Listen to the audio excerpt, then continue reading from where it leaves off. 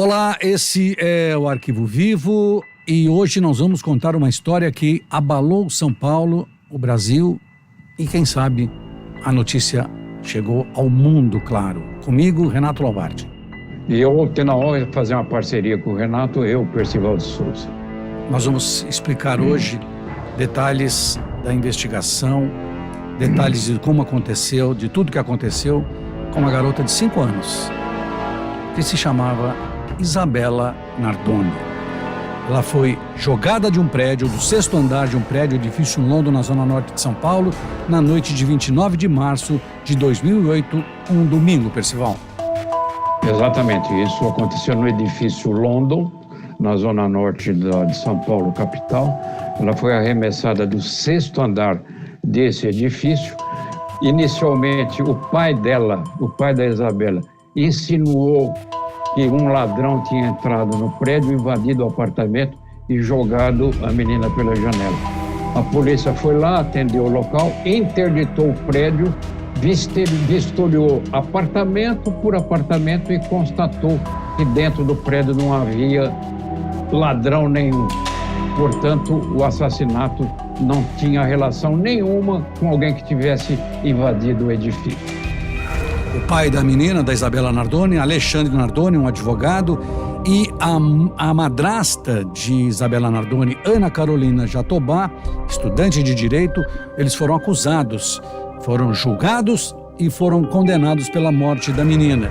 Mas a polícia trabalhou muito bem nessa história, a polícia trabalhou muito com todos os detalhes, a polícia não deixou, e a perícia, tanto a investigação quanto a perícia, eles não deixaram nenhum detalhe para trás dessa história, né, Percival? Exatamente, eu acompanhei par e passo esse caso e me lembro que o delegado, que era do 9º Distrito Policial, o Calixto Calil, e sua assistente, a delegada Renata Pontes, os dois foram para o local com o corpo de Isabela ainda no jardim. Naquele dia caiu uma garoa fina, uma garoa bem fina, e o corpo de Isabela estava estatelado num gramado à entrada do edifício, e os dois delegados, ao ver aquilo, choraram. Foram para a delegacia e convocaram o pai de Isabela para ver se teria alguma informação sobre algum inimigo, alguma perseguição, alguma inimizade. E esse momento despertou a atenção dos dois delegados, Renato. Eram 1h30 da manhã, quando o pai de Isabela fez esse gesto. Ele olhou aqui no relógio e disse: doutor, o senhor precisa de mais alguma coisa? Eu estou a fim de ir para casa tomar uma ducha. Então o delegado, que chorava, vendo aquele homem, pai de Isabela, querendo tomar banho em casa. Isso foi um primeiro momento que despertou grande atenção para as investigações, Renato. Pois é, a Isabela era uma menina linda, doce, esperta, inteligente, não é? Ela tinha estado naquele fim de semana com o pai e a madrasta, eles tinham ido ao supermercado e a polícia começou a fazer todo o levantamento. Eu lembro que nesse dia eu estive no prédio, eu trabalhava na TV Cultura nessa época, ainda não estava aqui na Record, e eu estive no prédio à noite e conversei com o porteiro do prédio. O porteiro me contou uma história, não para mim, para os outros jornalistas, a respeito de um detalhe que me chamou a atenção e que eu, durante toda a investigação, eu fiquei pensando nisso. Quando o corpo da menina foi projetado, que caiu no gramado, como você disse, o Alexandre Nardoni desceu, depois de um tempo, olhou para a menina, se aproximou da garota para saber se ela respirava, e ela respirava, e ele não fez nada. Porque qual era a reação de qualquer um, principalmente um pai até então? Pegar a garota no colo, sair correndo, pedir ajuda, levar a garota para um pronto-socorro, levar a garota para um hospital. Não. Ele se afastou, simplesmente deixou a menina ali, como se ele dissesse assim: não, ela vai ficar aqui até morrer. Você pensa assim também, pessoal? Penso, claro. Ele, não só ele teve esse comportamento, como ele voltou para o apartamento com a filha ainda respirando, como você descreveu, e em vez de, por exemplo, ligar para um SAMU, ligar para a polícia, ter uma reação que qualquer pai teria, ele preferiu ligar para o pai dele, com o qual manteve uma conversa longa, uma conversa de 20 minutos até então tomar uma providência que, na verdade, foi tomada pelo porteiro que você entrevistou. O porteiro ouviu aquele baque surdo da queda do corpo de Isabela e ele, então, acionou a polícia. O casal, a polícia trabalhou muito bem nessa história, mas muito, muito bem. E o casal, ele ficou em liberdade, o casal deu entrevista, deu a versão, né? E a polícia continuou trabalhando, a perícia trabalhou, a perícia mostrou que a tela de proteção tinha sido cortada, a perícia mostrou o corpo caindo por um boneco do mesmo tamanho, né? do mesmo peso da Isabela Nardoni, e aí a polícia concluiu, sem nenhuma dúvida, que tanto Alexandre quanto Ana Carolina eram os responsáveis pela morte. Exatamente, quer dizer, esse rompimento da tela de proteção foi caracterizado pelo uso de uma faca e ficou claro também que o pai da Isabela segurou a menina aí já no momento inerte, ele segurou pela janela, segurou pelos braços assim, Renato, segurou pelos braços e depois de algum tempo soltou o corpo de Isabela no espaço, ela caiu. E a polícia, então, encontrou exatamente na base de apoio dos pés dele, encontraram as marcas dos pés compatível com o tamanho dos sapatos, tamanho dos pés do pai da Isabela, e comprovou-se, então, que ele apoiou-se ali para jogar o corpo, arremessar o corpo. E, além disso, havia marcas de sangue, desde a garagem do prédio até chegar ao elevador, do elevador pelo corredor até a entrada do apartamento e o interior do apartamento. Provas irrefutáveis de que Isabela, antes de tudo, foi espancada e depois de espancada foi assassinada. E tinha sangue também no carro, né? Na parte traseira do carro, a menina ficava no banco de trás e tinha também sangue, os peritos. Bom, a perícia juntou tudo, montou tudo e levou tudo para o júri.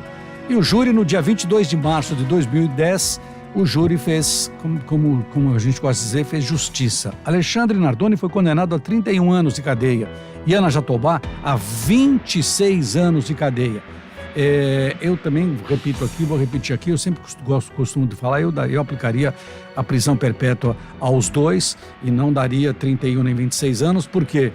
Porque, per si, os dois já estão no regime semiaberto. Ela só voltou para o regime fechado de novo porque estava com o celular, conversando com os filhos, foi chamada exatamente porque estava fazendo um vídeo, não é isso? Exatamente. Então você vê que no dia do julgamento, o promotor, o Dr. Sembranelli, ele na verdade fez uma reconstituição de todo o trabalho da polícia, e você assistindo a isso e tendo acompanhado o caso de perto, como nós dois acompanhamos, Renato, você sabia que não havia alternativa. Os dois já estavam condenados. A única dúvida era a quantos anos de prisão. Mas foi um trabalho muito bem feito pelo Sembranelli também, e os dois foram condenados. A população irada, muita gente concentrou-se à porta do fórum. A tal ponto ia essa raiva que quando o advogado de defesa do casal chegou, ele foi agredido com um pontapé pelas costas. Tamanha era a indignação das pessoas que foram para o tribunal do júri assistir o julgamento. Pois é uma pena que tanto o Alexandre quanto a Ana Carolina Jatobá, em pouco tempo, vão estar em liberdade e vão cuidar dos dois filhos que eles têm. Quanto a Ana Carolina Oliveira, a mãe da Isabela, ela superou isso. Ela não vai superar nunca, mas ela casou-se de novo e ela tem dois filhos, Percival. Um chama-se Miguel, tem quase 5 anos, e a outra é a Maria Fernanda, que tem quase 2 anos. Ela está tocando a vida, eu conversei com ela recentemente e ela falou que jamais, claro, que ela vai esquecer da Isabela, mas que ela está encarando a vida e tocando a vida, porque ela tem 2 filhos agora também para criar. Quer dizer, os dois seguiram a vida e eu tive, nesse caso, uma experiência muito pessoal, Renato, que é o fato de eu ter uma neta, a Júlia, que à época dos fatos tinha a mesma idade da Isabela, tinha os mesmos 6 anos.